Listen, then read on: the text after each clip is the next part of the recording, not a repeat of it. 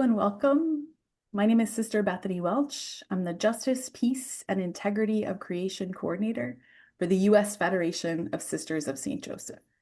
We're so grateful that you can join us today for this feast of St. Joseph the Worker and our prayer and time for some learning and education on economic justice.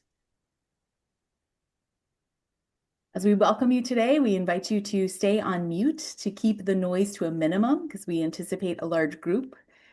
We also are recording, and so we will send you the link after the session. So we also ask that the chat be used to introduce yourself to others and for links that we'd like to share directly with you so that you can take those with you after the meeting.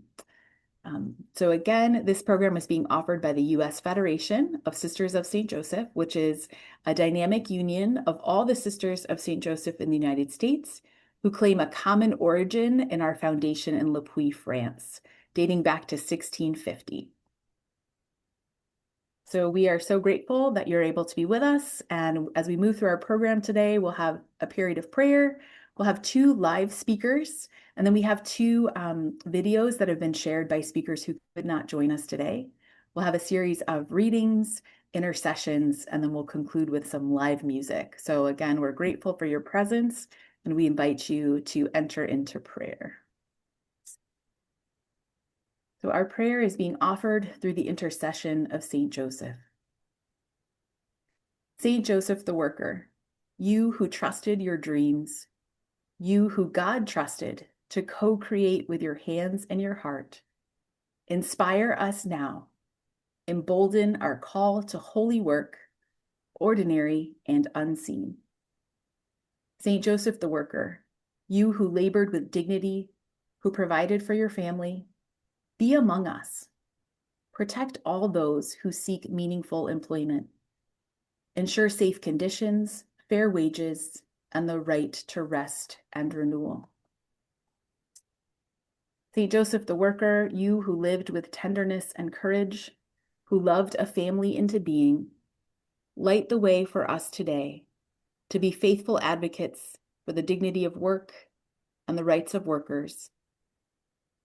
St. Joseph the Worker, pray for us. Pray for us.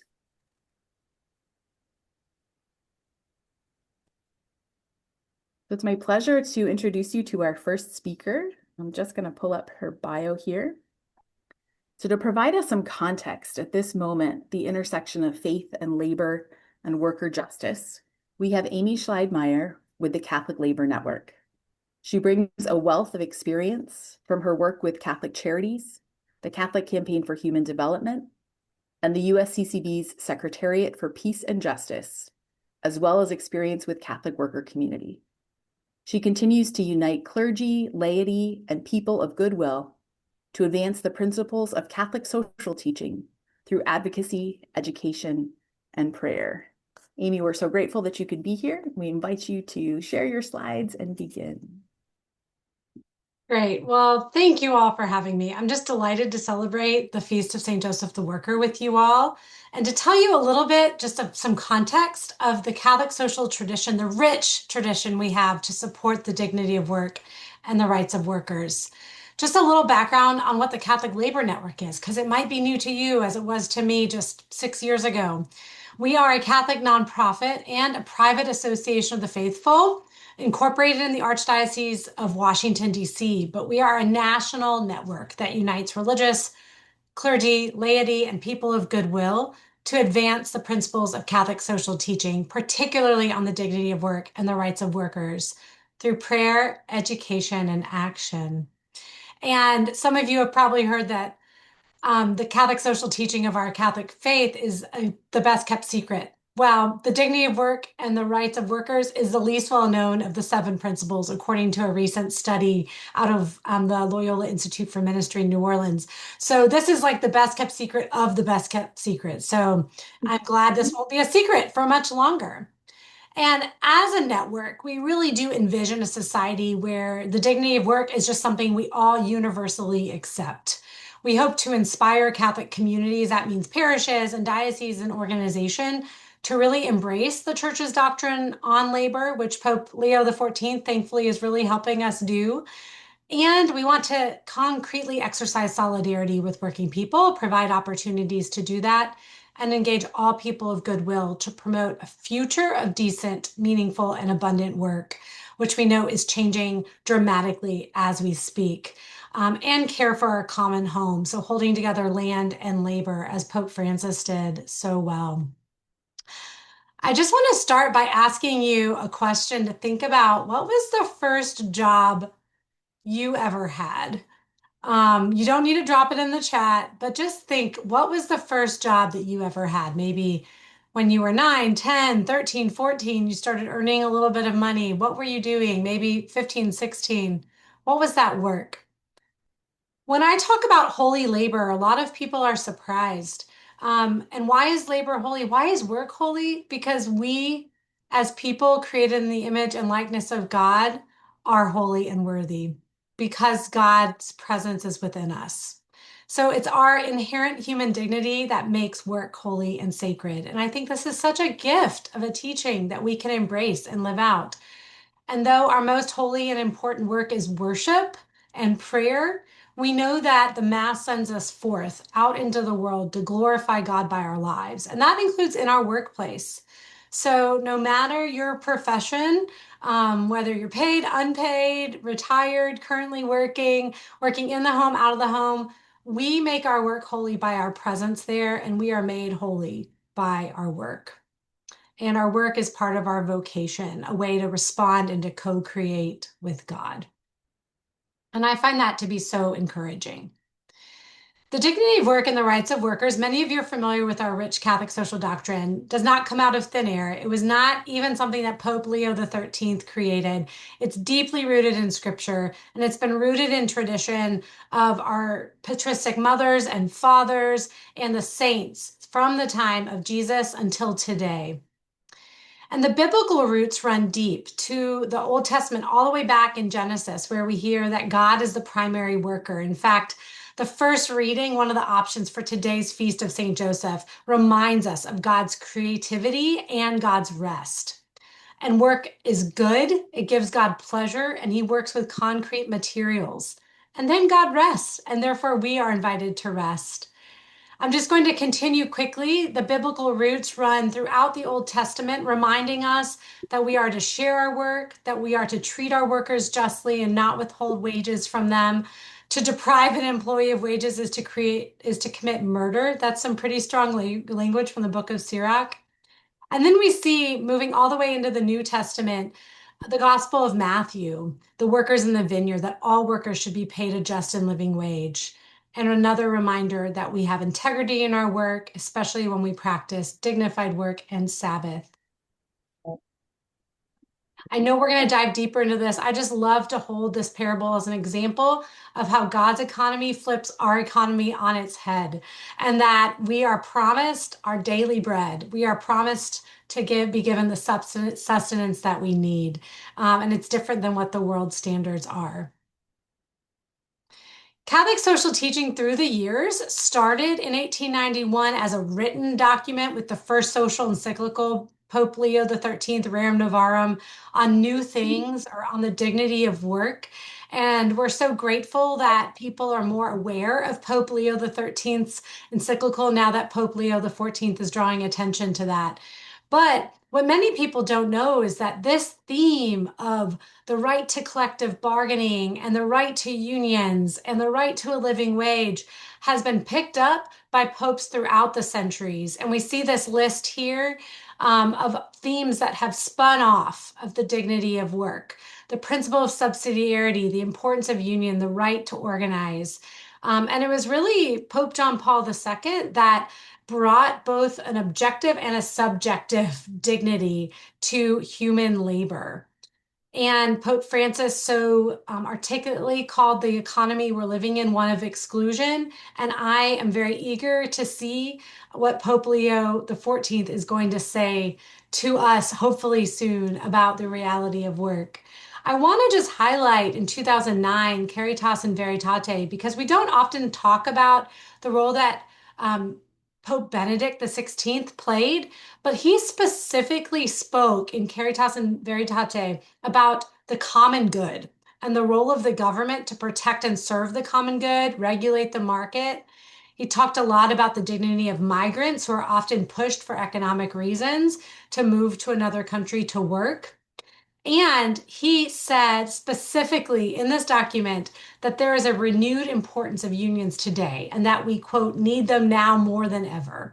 So if anybody is questioning the role of unions in our society to collectively bargain, to negotiate, we can look to just 15, 16 years ago, Pope Benedict's encyclical that tells us we need them now more than ever. So just a summary of papal teaching, since we're kind of drinking out of a fire hydrant right now, the documents have told us that we have a right to be treated with dignity and respect because we as humans created in God's image have dignity and worth. That we have a right to bargain collectively and to form a union. That we have a right to a living wage, and that is sadly not where most of our country is with the minimum wage.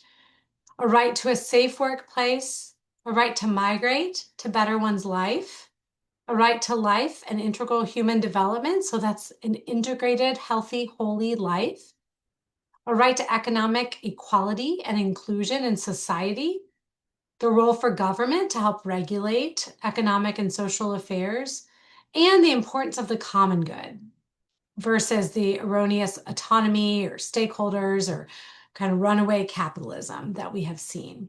And that these rights apply to everyone. They're not just for people of a certain class, language, race, creed. They are for everybody. And why is that? I'm just so struck by this image of the sanitation marchers that were marching in Memphis. This was when Dr. Martin Luther King Jr. was assassinated. They took up this slogan, "I am a man," to remind their employers that they are human beings, not cogs in a wheel. So attacks on labor, exploitation at the workplace is exploitation on human dignity, on God's creation. Dignified labor is still a Catholic cause, and we are so grateful for Pope Leo reminding us of that. Unfortunately, we still need moral guidance in this area. Primary labor campaigns that we see today that unions are often fighting for are basic needs: wages, that they can feed their families; safety, that they are not killed or injured on the job. I learned yesterday that the most unsafe career is not being in our law enforcement, but actually working at a slaughterhouse. So a meat packing plant is the most dangerous environment. There are more deaths there than in any other industry or career. And benefits. We as a Catholic Church are not always the best at providing benefits for our families and holding up the good of the family. And so this is often something that union members are fighting for. And there's alignment with Catholic values to address dangerous working conditions, to eradicate sexual harassment on the job and anti-racism, to fight for a living wage, to eliminate wage theft, which is the tune of billions of dollars a year in our country, to fight for paid sick leave to care for ourselves and our loved ones when we are sick, and to fight for sufficient hours on the job. Because even if you're making a living wage, if you're not given enough hours, then you still cannot pay your bills on a part-time salary. And to build strong families. I had the pleasure of being at the Modesto gathering of the World Meeting of Popular Movements in 2017. And for those of you who were there or heard Archbishop McElroy, then Cardinal McElroy's really powerful message, he invited us all to think of someone whom the economy has killed. So I want you just to think and to hold in your heart right now. I have a candle lit for my dear friend Charles, who the economy has killed, maybe not physically killed, but killed their spirit, killed their livelihood, and just call them to mind right now. That helps make this issue personal and puts a face. And we pray for them. I truly believe that advancing the living wage movement and also fighting against wage theft are two of the greatest things we can do as individuals. We are consumers that vote with our dollar, where we shop, where we buy necessary items that we need. And so I helped start a living wage program in my own county, in my own city, to certify employers that pay a living wage. And I invite you to look in your own area. There are a lot of programs that actually will tell you which places, which establishments pay a living wage. And you can ask your server, like, hey, what's it like to work here? Just to remember that we're all in community and we can make decisions that really benefit the common good. Just as a last point, I think it's so powerful that the work and the gift of Sabbath is part of the Genesis story, and that we ourselves are invited into this Sabbath rest. And it's actually organized labor that has won us the 5-day work week and limited hours so that we can have time for leisure and for taking care of our families. And so, as we practice Sabbath rest, as we model that, it can be a time to keep vigil for those who cannot take breaks and cannot rest on the 7th day or the 6th day or whatever day we're able to rest. And just as I conclude, if you want to learn more about the Catholic Labor Network, this national network of people who care about the dignity of work and the rights of workers, I invite you to become a member. We are a membership organization. We are now building chapters in dioceses and cities around the country, and we would love to have you all be a part of that and to donate to support our cause if that's something that you feel called to do. I'm just so grateful to be with you, and I look forward to the programming ahead. Aimee, thank you so much. A lot to sit with and to offer context and a foundation for the other presenters as well. Again, you'll receive a link in the chat, and then later in a follow-up email with some of the things that Aimee mentioned, so that you can connect to those after our program today. I'm so delighted to be able to introduce our next speaker. Sister Marie-Thérèse Browne is a Sister of Charity of Nazareth, who, as you will hear, was inspired many years ago by boycotting farm workers to leave her classroom and to join them on the picket line in solidarity. She is a native of Trinidad and Tobago and a naturalized U.S. citizen. She's a member of the National Black Sisters Conference and was an active member of Las Hermanas when it was a national organization. She has participated, she's active with the Massachusetts Interfaith Committee for Worker Justice and has participated in actions in the Boston area to support the Coalition of Immokalee Workers Campaign for Fair Food. There's so much more that she's going to share, so I'd rather give her the microphone and allow her to do that. So Sister Tess, we'll give it to you. Thank you so much, Sister Bethany. Hello, everyone, and good afternoon. Thank you so much for inviting me to be with you. And I really appreciated our opening prayer. And just a reminder of St. Joseph the Worker, that St. Joseph, who taught Jesus, his trade also. We forget sometimes that Jesus worked with his hands before his public ministry. And also your reminder to celebrate today, remembering St. Joseph the Worker, St. Joseph the refugee, the immigrant, the family man. And I appreciated, Aimee, so much what you said about Catholic social teaching and some of the present things. And also that you raised up, that you encouraged us. And I just want to have us just do one quick minute of silence to continue what Aimee started. I want us to remember when, we talked about in COVID-19, we spoke about essential workers, people picking our food, people in the packing sheds, in the meat packing plants, people in the grocery stores, the caregivers. And now today, we see the ones who are being removed from their families, who are being disappeared, who are in our detention camps in the country, these same essential workers. And so we just take a moment just to remember and bring those to heart. And for a moment of transparency, I just want to say that my major teachers in understanding U.S. history, U.S. experience from the bottom up were from Black sisters, from Las Hermanas, and especially from the farm workers.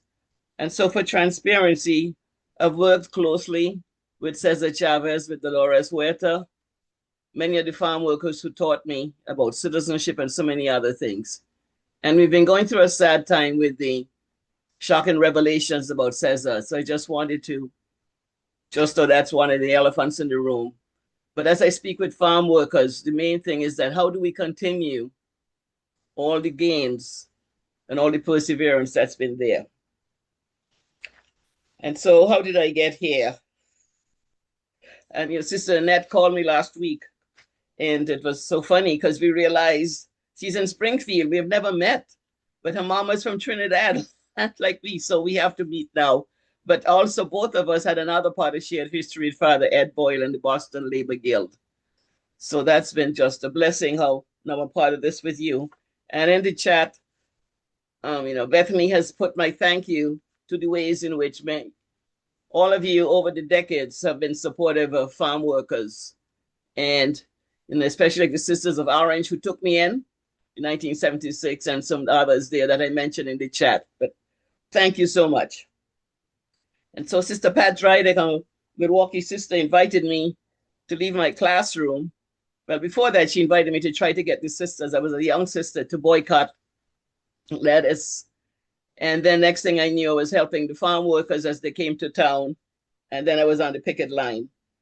And one of the things, I visited camps in Wisconsin, and then I was sent by the National Farmworker Ministry to be a staff person in Texas. And one of the things that I did with Sister Carol Ann Messina, a sister of charity, we worked on abolishing the short-handled hoe. So have you eaten today? Then thank a farm worker. I had some Chobani yogurt this morning, and I thank the farm workers because it reminded me about today's presentation, but that last summer with National Farm Worker Ministry, we met with the dairy workers in New York, some dairy workers, and they have gotten in New York a wage increase and also some time off. But the workers in Vermont are still working for that. And one of the things we'll send is the link to migrant justice and Milk with Dignity. But when we went to Texas, we wanted the staff wanted to end, to get workers included in the state constitution and also the laws of the state of Texas of having workers' comp or unemployment comp. But the workers say, no, well, number one is to abolish what you see me holding up, the short-handled hoe.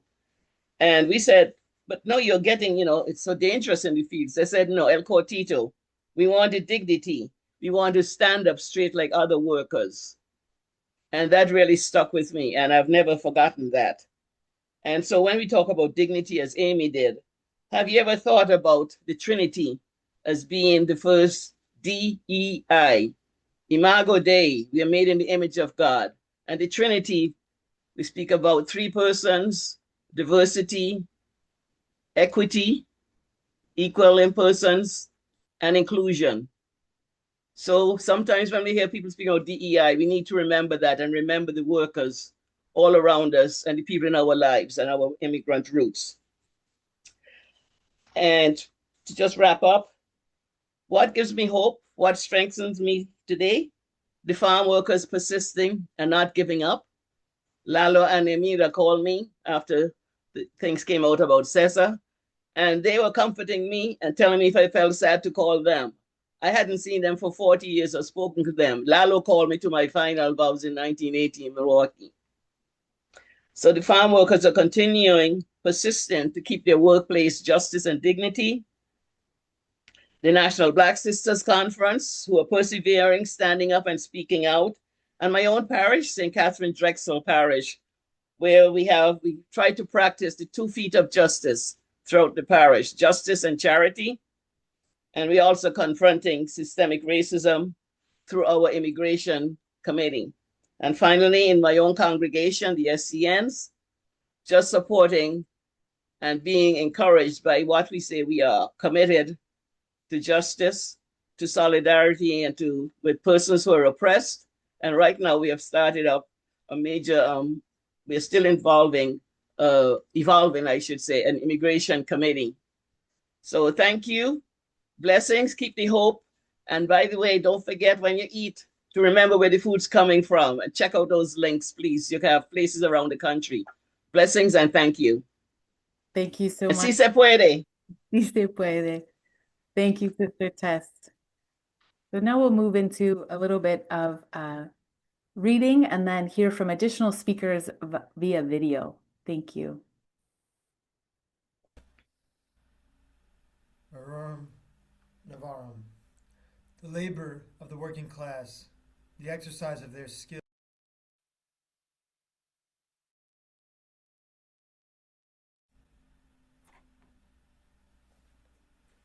The labor of the working class, the exercise of their skill, and the employment of their strength in the cultivation of the land and in the workshops of trade is especially responsible and quite indispensable. Indeed, their cooperation is in the respect so important that it may be truly said that it is only by the labor of working men that states grow rich. Justice, therefore, demands that the interests of the working classes should be carefully watched over by the administration, so that they who contribute so largely to the advantage of the community may themselves share in the benefits which they create, that being housed, clothed, and bodily fit, they may find their life less hard and more endurable. It follows that whatever shall appear to prove conducive to the well-being of those who work should obtain favorable consideration.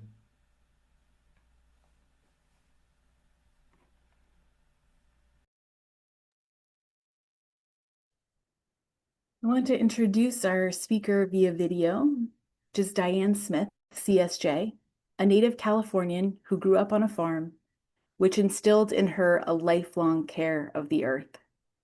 Observing the broceros who came through to harvest crops, she developed an awareness and empathy for migrants struggling to provide for their families. As a sister of St. Joseph of Carondelet, she responds to the call of nonviolent advocacy, education, and action on issues that affect the dignity of God's people and the environment. The dignity of work and the right of workers. The economy must serve the people, not the other way around. Work is more than making a living. It is a form of continuing participation in God's creation. If the dignity of work is to be protected, then the basic rights of workers must be respected. The right to protective work, to decent and fair wages, to the organization and joining of unions, to private property, and to economic initiative. Clergy and laity united for economic justice educates, organizes, and mobilizes the faith community to accompany workers and their families in their struggle for good jobs, dignity, and justice. Over 500 members of CLU, in collaboration with union leaders and their members, gathered in June of 2024 to hold a rally closing the main entrance to the Los Angeles airport. This was to advocate for hotels to sign contracts that provided a living wage, health benefits, safe working conditions, and adequate benefits. This was followed up with rallies at various hotels. Eventually, 69 hotels signed viable contracts. CLU has continued to work with the United Food and Commercial Workers Union, holding rallies and meeting with managers at Ralph's and El Centro Market since Good Friday services, where Good Friday services were held in 2025. In light of the upcoming LA 2028 Olympics, CLU worked in collaboration with unions who met with individual city council members to get their support for the city of Los Angeles to increase hospitality worker wages to $30 an hour. On December 11, 2024, the Los Angeles City Council voted for the increase. This law was signed into law last year by Karen Bass. The Fair Games Coalition was launched at the Los Angeles Coliseum in the summer of 2025. In addition to CLU, the Sisters of St. Joseph of Carondelet were among the multiple sponsors. A demand was made that the International Olympic Committee, IOC, LA 28, billionaires, and the corporations who will massively profit from these upcoming mega events support the workers who will make these events possible in multiple ways, including funding for 50,000 units of housing for working families. Since then, the IOC office has been visited, though we were denied entrance. On January 14th, community leaders, labor unions, and advocates gathered outside the Tesla Diner in Hollywood for a press conference to introduce the overpaid CEO tax initiative to be placed on the November 26th ballot for the city of Los Angeles. The advocacy and work for economic justice continues.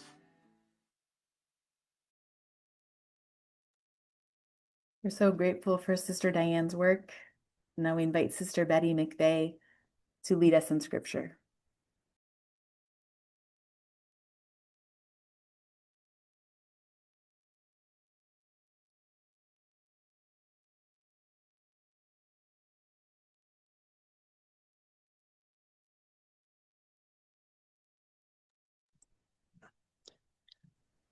A reading from the Gospel of Matthew.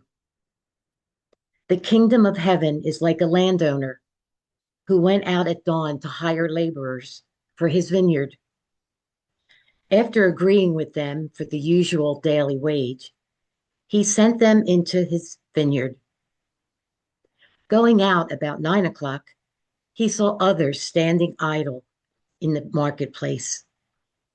And he said to them, "You too go into my vineyard, and I will give you what is just." So they went off. He went out again around noon and around 3 o'clock and did likewise. Going out about 5 o'clock, he found others standing around and said to them, "Why do you stand idle all day?" They answered, "Because no one has hired us." He said to them, "You too go into my vineyard." When it was evening, the owner of the vineyard said to his foreman, "Summon the laborers and give them their pay, beginning with the last and ending with the first." When those who had started about 5 o'clock came, each received the usual daily wage. So when the first came, they thought they would receive more, but each of them also got the usual wage. And on receiving it, they grumbled against the landowner, saying, "These last ones worked only 1 hour, and you have made them equal to us, who bore the day's burden and the heat." He said to one in reply, "My friend, I am not cheating you. Did you not agree with me for the usual daily wage? Take what is yours and go. What if I wish to give the last one the same as you? Am I not free to do as I wish with my own money? Are you envious because I am generous? Thus the last will be first, and the first will be last."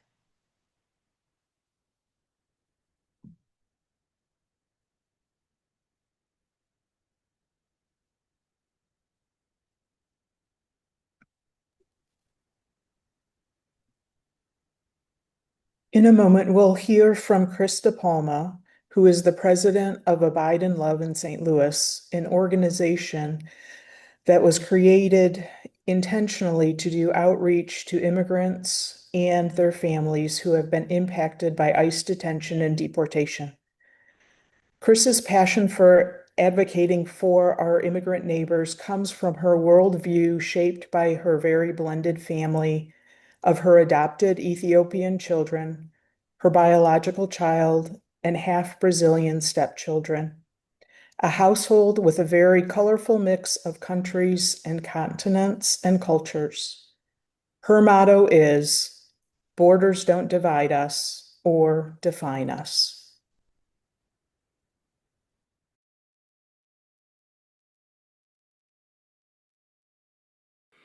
Good afternoon. My name is Chris DePalma, and I am the president of Abide in Love St. Louis. Our outreach was formed last year in September in response to the immigration crackdown across the country, and especially right here at home in St. Louis. Our mission and outreach are to immigrant families, those impacted by ICE detention and deportation.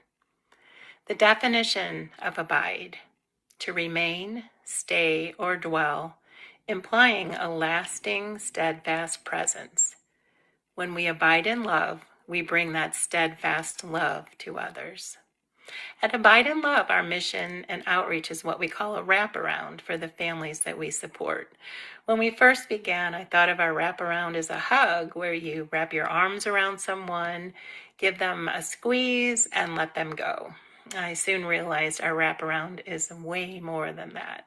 It's more like we wrap our arms around these immigrant families, lock our hands together behind them, and don't let go. When immigration detention happens, a family is thrown into trauma. Their loved one is taken sometimes by force, other times by surprise, and most always in a way that casts that family into need. For example, your husband goes to work in the morning, gets stopped by police, taken into custody, turned over to ICE, and booked into jail, taking the main breadwinner from the home.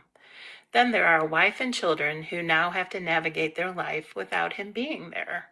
Paying rent and utilities, keeping food on the table becomes impossible. Or mom is on her way to the store, gets picked up, and leaves her 3-month-old baby behind. The family needs help with the baby and their new normal, and that just happened last week. Or a family member is going for their scheduled immigration check-in, which they keep up with regularly, and they are detained outside of their appointment before ever going in.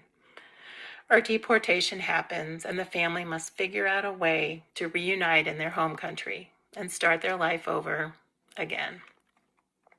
That's where we step in. Abide in Love St. Louis helps pay rents and utilities. We have a new mama team that helps with diapers, clothing, meals, and support. We have a wonderful food outreach team where we put together food boxes for our families and deliver them to them once a month. We also help families with their phone accounts by providing money so that they can keep in touch with their loved one who is imprisoned. We do a lot of transportation, such as picking up belongings from a detainee and bringing them back to their family here in St. Louis, delivering food in between our food drops, delivering baby items, bringing medicine to the detainees at the jail, and so much more.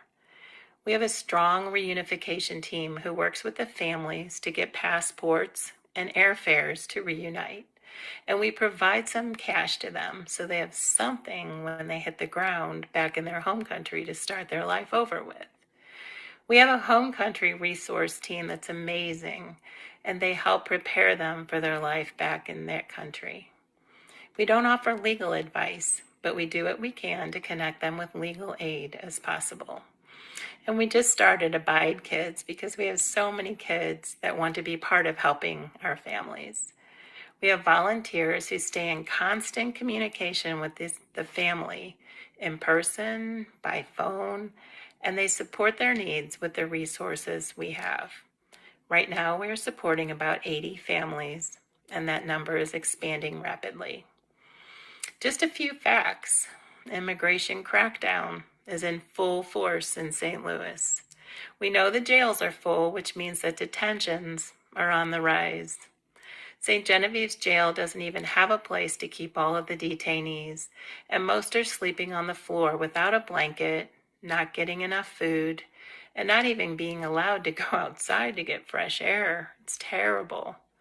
An estimated 80% of immigrants detained in the St. Louis area are being detained at a traffic stop, which means local police are cooperating with ICE.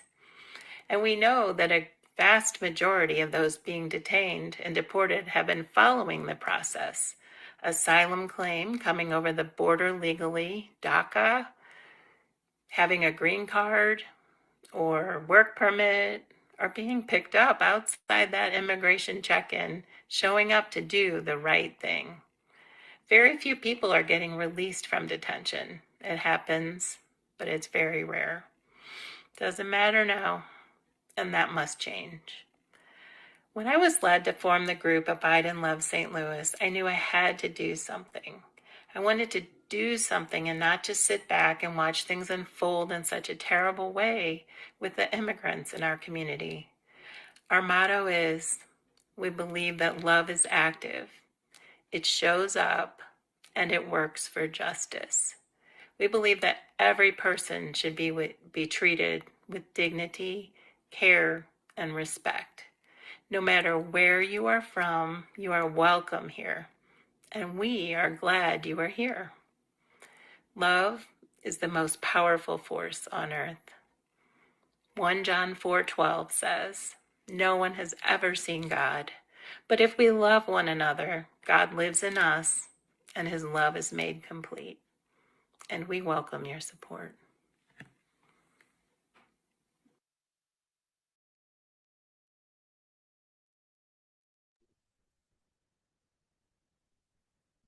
So for our communal response, I invite you, you will remain on mute, but I invite you to say the response aloud when you see the word all. So the response is, let my spirit resemble the God of great love. I am convinced that the preferential choice for the poor is a source of extraordinary renewal for both the church and for society. If we can only set ourselves free of our self-centeredness and open our ears to their cry. Let my spirit resemble the God of great love. We must continue to denounce the dictatorship of an economy that kills, and to recognize that while the earnings of a minority are growing exponentially, so too is the gap separating the majority from the prosperity enjoyed by those happy few. The dignity of every human person must be respected, and the extreme poverty of all those to whom this dignity is denied should constantly weigh upon our consciences. Let my spirit resemble the God of great love.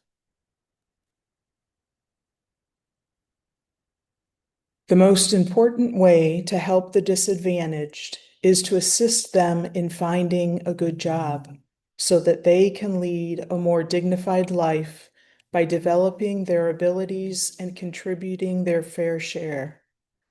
By working, we become a fuller person. Our humanity flourishes. Young people become adults only by working. Let my spirit resemble the God of great love.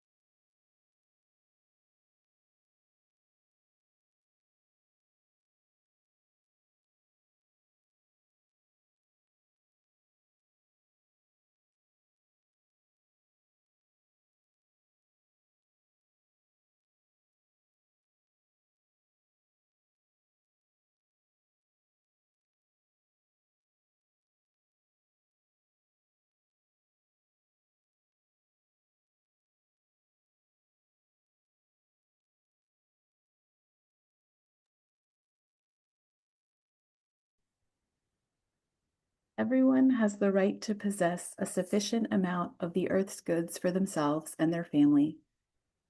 Persons in extreme necessity are entitled to take what they need from the riches of others. Let my spirit resemble the God of great love. Waiting to inaugurate a kingdom of justice, fraternity, and solidarity, God has a special place in God's heart for those who are discriminated against and oppressed. And God asks us to make a decisive and radical choice in favor of the weakest. Let my spirit resemble the God of great love.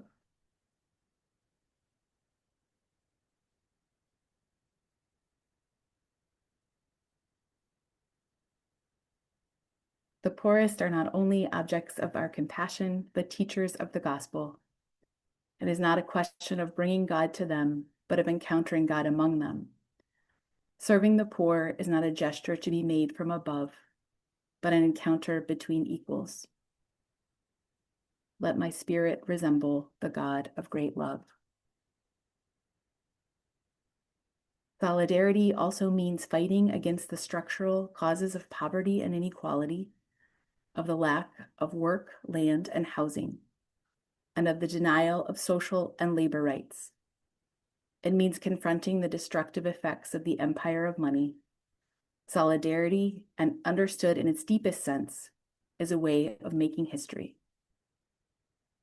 Let my spirit resemble the God of great love.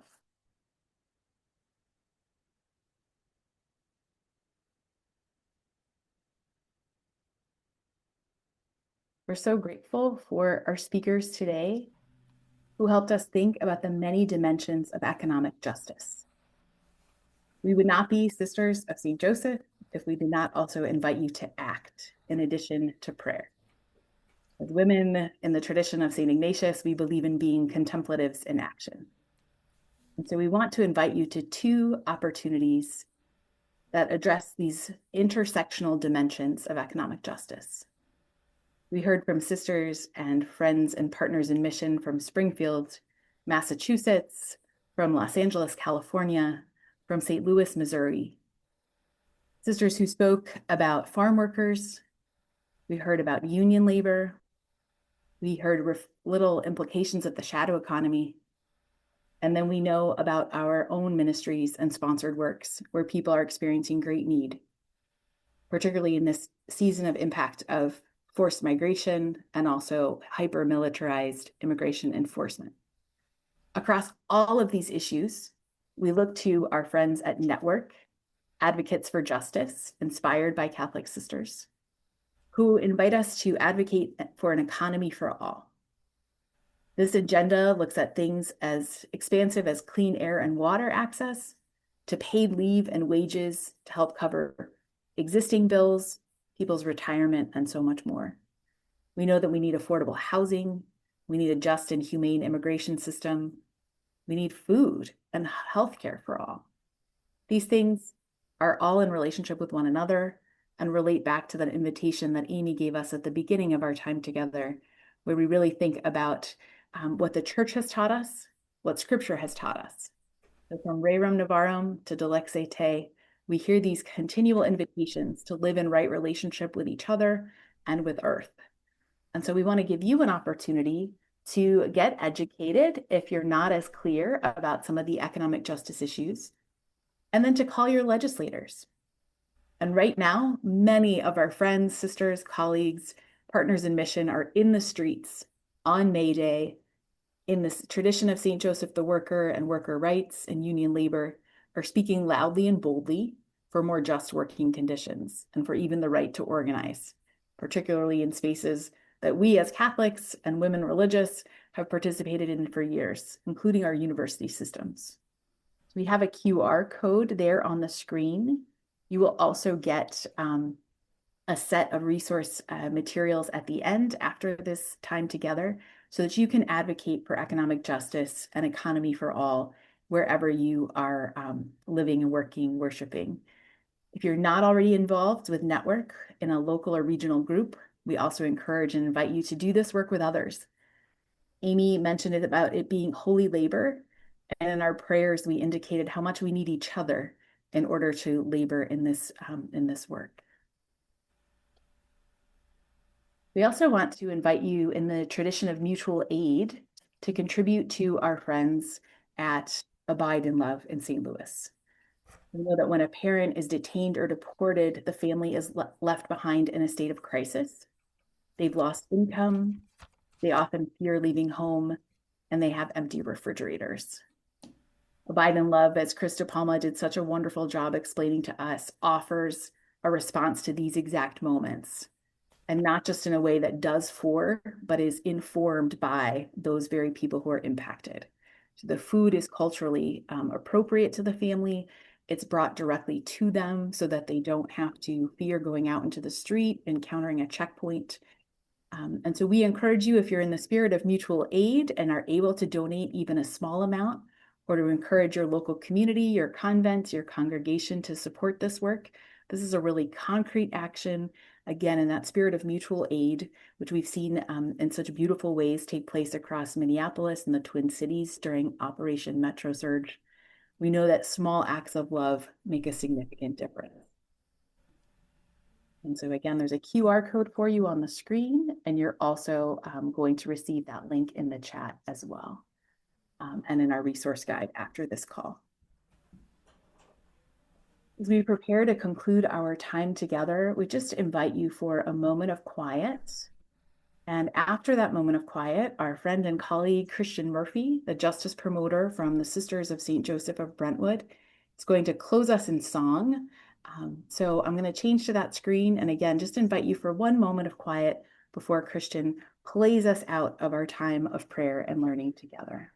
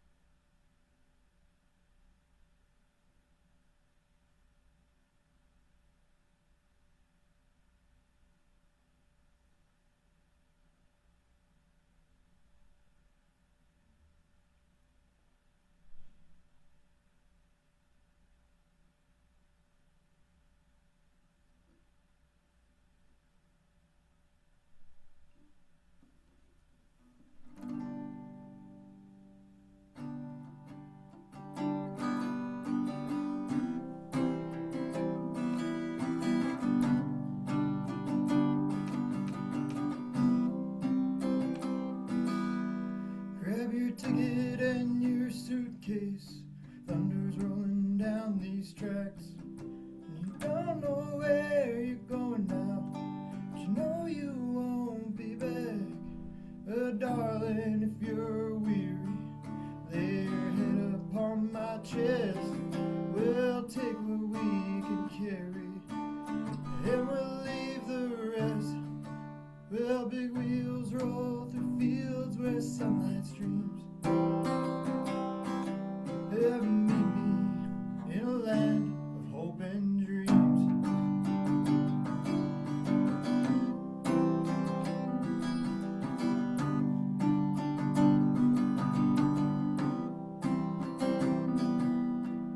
Well, I will provide for you, and I'll stand by your side. Need a good companion now for this part of the ride. Well, leave behind your sorrows, let this day be last. Tomorrow there'll be sunshine and all this darkness pass. Well, big wheels roll through fields where sunlight streams. Well, meet me in the land of hope and dreams.